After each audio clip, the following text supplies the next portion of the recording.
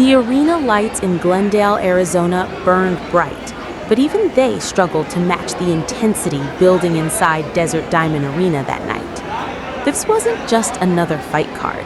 It was a collision of momentum, pride, and redemption. Two men stepped forward under the glare of expectation, each carrying not just their records, but the weight of their journeys.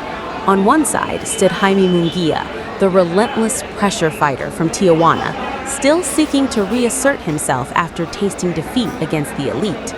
Across from him, composed and calculated, was Erik Bazinyan, an undefeated tactician whose quiet confidence masked a dangerous precision.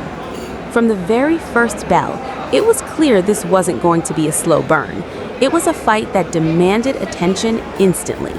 Bazinyan came out sharp, snapping his jab with authority, establishing distance like a seasoned chess player placing his first pieces. Munguia, as expected, moved forward, probing, testing, searching for openings. But Bazinyan wasn't intimidated. He met him with crisp combinations, punctuated by a right hand that reminded everyone watching that this wasn't a one-sided narrative waiting to unfold. The early rounds felt like a study in contrast. Munguia was pressure incarnate, always inching forward, always threatening to explode. Bazinyan, on the other hand, was rhythm and restraint. His jab wasn't just a punch, it was a statement. Each time it landed, it disrupted Munguia's advance, forcing him to reset, to rethink. It was the kind of disciplined boxing that frustrates aggressive fighters, the kind that can quietly steal rounds. But Munguia is not built to be contained for long. As the minutes ticked by, his tempo began to shift. You could see it in his eyes, in the subtle tightening of his stance, in the way his punches started to come in clusters rather than single attempts. He wasn't just pressing forward anymore, he was building something, slowly dismantling the rhythm Bazinyan had so carefully constructed. There were moments when Bazinyan seemed in complete control. His counters were sharp, his timing impeccable. He caught Munguia stepping in more than once, landing clean shots that would have discouraged a lesser fighter. But Munguia absorbed them, adjusted, and kept coming. That's the thing about fighters like him. They don't just fight their opponent, they fight the narrative itself. And in this story, he refused to be the one pushed backward. By the middle rounds, the fight had transformed. What began as a technical battle started to morph into something more volatile, more unpredictable. Munguia's bodywork began to show its effects. Each shot to the ribs, each digging hook downstairs wasn't just scoring points, it was draining Bazinyan's movement, slowing the legs that had been so effective early on. Bazinyan, to his credit, didn't fold. In fact, there were flashes of brilliance that kept the fight razor close. His counters remained dangerous, especially when Munguia got a little too eager. There was a sequence where he stood his ground and fired back with a perfectly timed right hand, a moment that electrified the crowd and reminded everyone that he wasn't just surviving, he was competing. But fights like this often hinge on subtle shifts, moments that don't immediately scream significance, but quietly alter the trajectory. For Munguia, it was the accumulation, the steady pressure, the refusal to give Bazinyan space to breathe. Round by round, he chipped away, not just at Bazinyan's body, but at his confidence.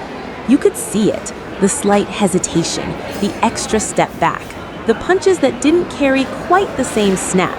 Bazinyan was still dangerous, still capable of landing clean shots, but the balance was tipping. Munguia's volume was becoming overwhelming, his combinations harder to predict, his presence impossible to ignore. Then came the turning point. In the later rounds, Munguia's pressure reached its peak. He began stringing together combinations with a ferocity that left little room for response. Hooks to the body, followed by uppercuts upstairs. Jabs that weren't just rangefinders, but weapons in their own right. Bazinyan found himself backed against the ropes more frequently, forced into exchanges that favored Munguia's power and volume. Still, Bazinyan showed heart. Even under pressure, he fired back, landing counters that drew reactions from the crowd. There was a moment, a brief electric exchange where both fighters stood their ground and traded right hands simultaneously.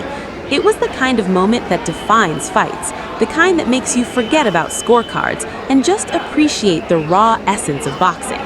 But as the rounds wore on, the physical toll became undeniable. Bazynyan's legs, once so lively, began to betray him. His movements slowed, his reactions just a fraction behind where they had been earlier. And against a fighter like Munguia, that fraction is all it takes. By the time the 10th round arrived, the atmosphere had shifted completely. The crowd could feel it, Munguia could feel it, and Bazinyan, despite his courage, was running out of answers. It happened quickly, as these things often do. A sharp combination from Munguia forced Bazinyan into a defensive posture. Then came the shot, a perfectly timed left hook that landed with devastating precision. It wasn't just the power, it was the placement, the culmination of everything Munguia had been building throughout the fight. Bazinyan staggered. For a split second, the arena seemed to hold its breath. Then Munguia surged forward, sensing the moment, unleashing a follow-up barrage that left no doubt. Another punch connected cleanly, and Bazinyan went down. The count began. 1, 2, 3. Bazinyan tried to gather himself, to rise, to will his body back into the fight, but the damage was done. By the time the referee reached the final count, it was clear. This fight was over. Munguia climbed the turnbuckle, a mix of relief and triumph etched across his face. It wasn't just a victory, it was a statement. After the setback against elite competition, he had returned not just to win, but to remind the world of who he is. And what he is, at his core, is a fighter who breaks opponents down, not just physically, but mentally.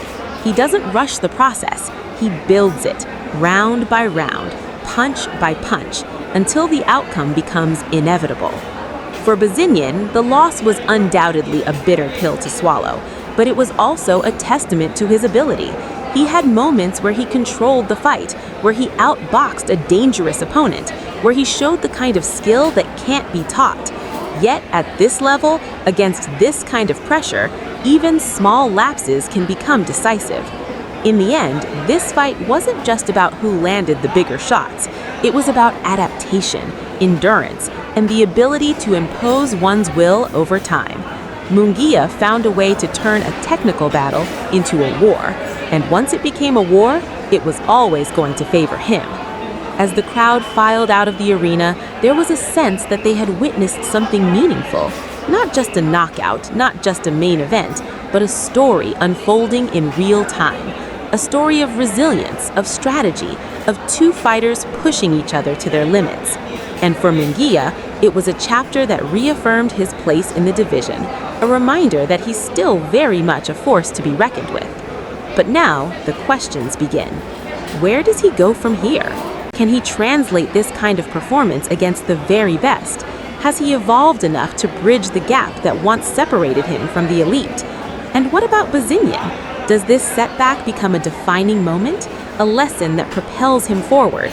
Or does it linger, a reminder of how close he came and how quickly it slipped away? That's the beauty of boxing. Every fight answers some questions, but it always raises new ones. So, what did you think of this clash between pressure and precision? Did Jaime Munguia prove he's ready for another shot at the top? Or did Bazinyan show enough to suggest he'll come back even stronger? Let me know your thoughts, and if you enjoyed this breakdown, don't forget to like, subscribe, and join the conversation.